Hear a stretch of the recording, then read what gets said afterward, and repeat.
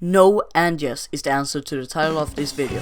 For some context, my generous friend bought Splatoon 3 for me. But originally I bought a Nintendo Switch OLED Splatoon 3 edition for the game. But Nintendo screwed me over because the Splatoon 3 Switch doesn't include Splatoon 3.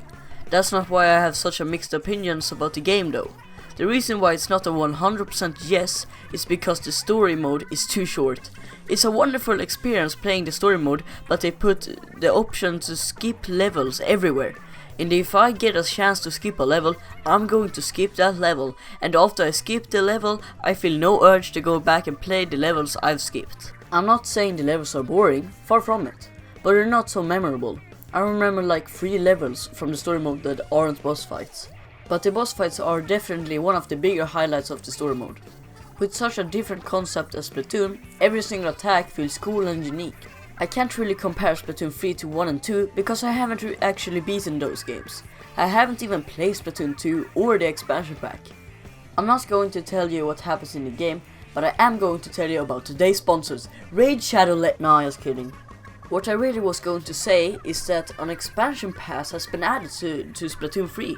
This expansion pass will give you DLC to the game.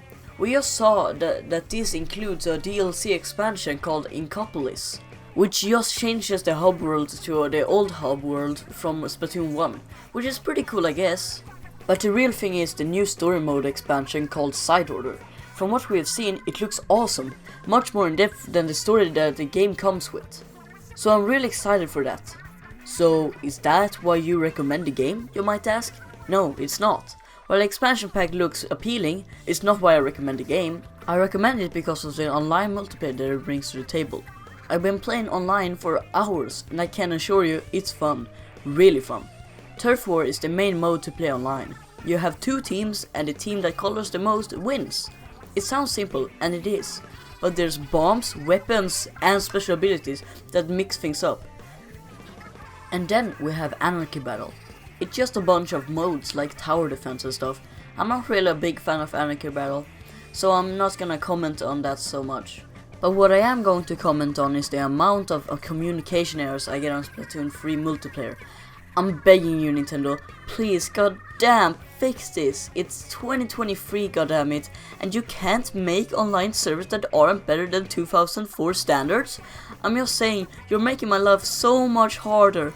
At least Splatoon 3 servers are better than Mario Maker 2 servers. Oh yeah, I forgot about Salmon. I haven't played that much Salmon yet, but I am already sucked in. It's so much fun. You go around on this little island killing big fish to get golden eggs that you then put in a basket. But there's a catch. You can only take 1 egg at a time, and there's other fish that want to take eggs. Plus there's literally a mega fish battle.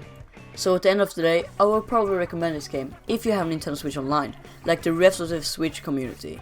I would say the story mode on its own isn't worth $60. You need Switch Online to play the full game. And why don't you have Switch Online anyway?